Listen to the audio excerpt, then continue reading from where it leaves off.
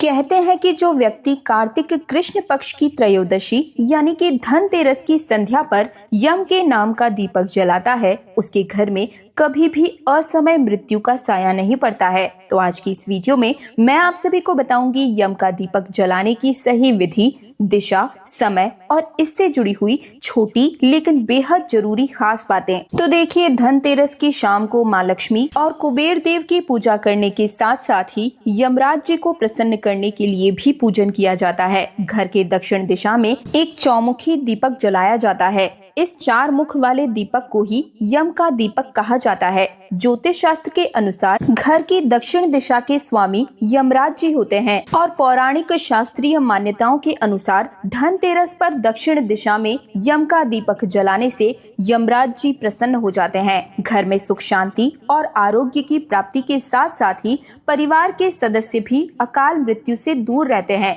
लेकिन धनतेरस के दिन यम का दीपक जलाते समय आप सभी ध्यान रखें कि घर परिवार के जितने भी सदस्य बाहर गए हुए हैं, जब वो घर के अंदर आ जाएं और उसके बाद उस रात कोई भी सदस्य बाहर न जाए। इस समय हमें इस दीपक को घर के मुख्य द्वार पर, किसी बाहर सड़क, चौराहे आदि पर या फिर कूड़े के ढेर के पास जला सकते हैं। स्कंद पुराण के अनुसार धनतेरस और यम के दीपक को लेकर एक वर्णन मिलता है, जिसके अनुसार कार्तिक मास की कृष्ण पक्ष की त्रयोदशी तिथि के दिन सायंकाल में यम का दीपक रखने से परिवार में अपमृत्यु का अर्थात अकाल मृत्यु का निवारण होता है। यम दीपक जलाने के लिए नए दीपक का प्रयोग नहीं किया जाता है। या तो मिट्टी का पुराना दीपक आप इस्तेमाल कर सकते हैं, जो पहले इस्तेमाल किया गया हो आप उसे प्रयोग में ला सकते हैं, या फिर आप आटे का चौमुखी दीपक भी जला सकते हैं।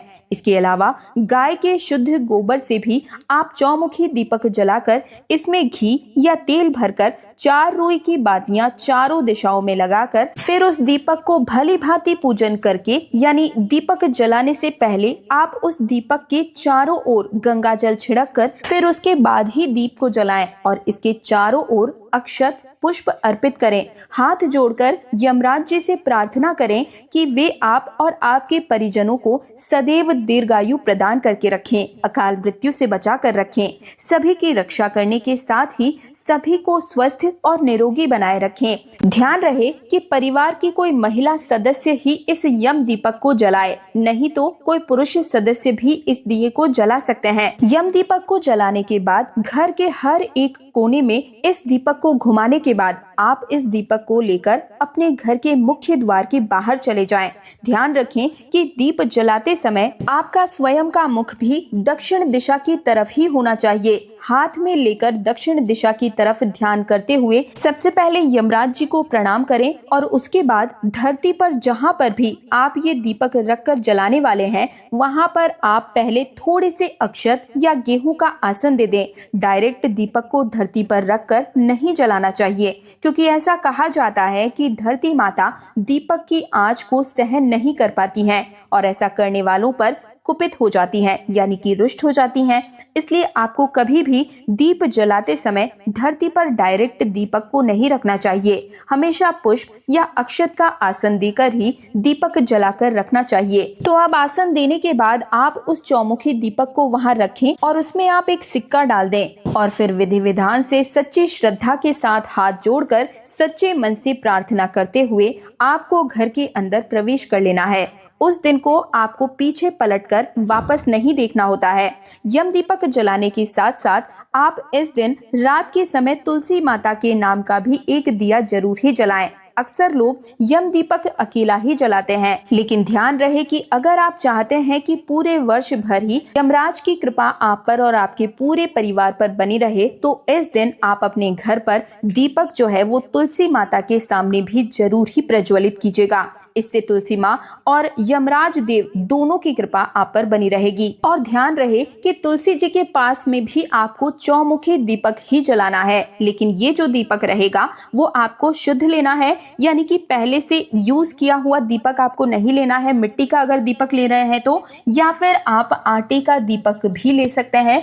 इसमें भी आपको चौमुखी यानी कि चारों दिशाओं की ओर मुख करके रुई की बाती बना करके तुलसी जी के पौधे के समीप भी आपको जलाना चाहिए। ध्यान रखिएगा चौमुखी दीपक ही आपको रखना होगा तुलसी के पौधे के पास ही। साथ ही में थोड़ा दूर रखकर ही इस दीपक को जलाना चाहिए, नहीं तो उसकी आग से तुलसी की पत्तियां झुलस सकती हैं या तुलसी जी सूख भी सकती हैं। तो पहले आपको यम का दीपक जलाना है और उसके बाद आपको तुलसी जी के नीचे ये दीपक, चौमुखी दीपक जो है, अलग से बना करके जरूर ही जलाना चाहिए। यम का दीपक जलाने के बाद अगले दिन सुबह अंधेरे में या फिर सूर्योदय होने से पहले ही आपको इस दिए का विसर्जन कर देना है। घर के बाहर यदि आपने जलाकर रखा है तो दिए का प्रयोग की गई सभी सामग्री को आप किसी चौराहे पर या सड़क पर या किसी नदी, तालाब आदि में प्रवाहित कर सकते हैं।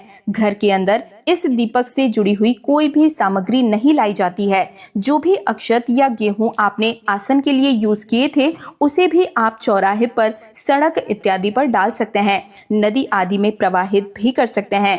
बहुत से लोग पूछते हैं कि यम का दीपक जलाने का शुभ मुहूर्त क्या रहता है। तो देखिए, ये आपके ऊपर निर्भर करता है, आपके परिवारजनों के ऊपर निर्भर करता है कि आपके परिवार के सदस्य जब भी घर के अंदर प्रवेश कर लें, यानी कि पूरा परिवार जब घर के अंदर आ जाए, उसके बाद आप जो है इस दीपक को प्रज्वलित कर सकते हैं। क्योंकि एक बार दिया जल जाए उसके बाद परिवार का कोई भी सदस्य घर से बाहर नहीं जाएगा। और अब जान लेते हैं यम का दीपक जलाते समय बोले जाने वाला एक छोटा और सरल सा मंत्र। इस मंत्र का उच्चारण करने मात्र से ही आपके ऊपर यम देव की कृपा हमेशा बनी रहेगी और अकाल मृत्यु का भय आप पर और आपके पूरे परिवार पर कभी नहीं बन पाएगा। तो मंत्र को कहीं नोट कर लीजिएगा। मृत्युना पाश हस्तेन कालेन भयदायिना त्रयोदशाम दीपदानात् सूर्यजः प्रियताम मम।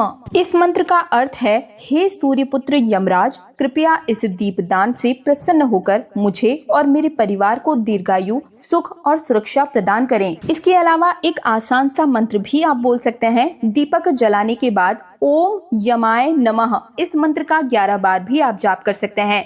इसी के साथ ध्यान रखिएगा कि एक बार दीपक जलाने के बाद रात्रि में उसे बुझाए नहीं, उसे स्वयं ही शांत होने दे।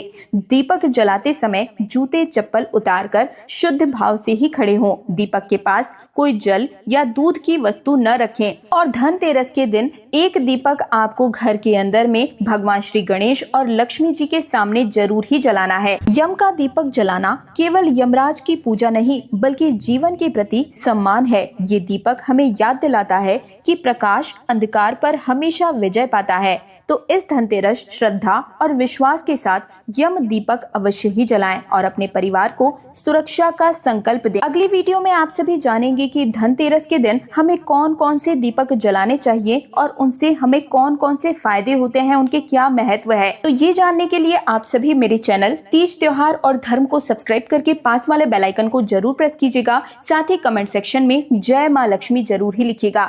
आने वाली संपूर्ण जानकारी, धनतेरस, दिवाली और आने वाले संपूर्ण पर्वों की जानकारी के लिए चैनल को सब्सक्राइब करने के साथ साथ ही इस वीडियो को ज्यादा से ज्यादा हर सनातनी के साथ शेयर भी जरूर कर दीजिएगा।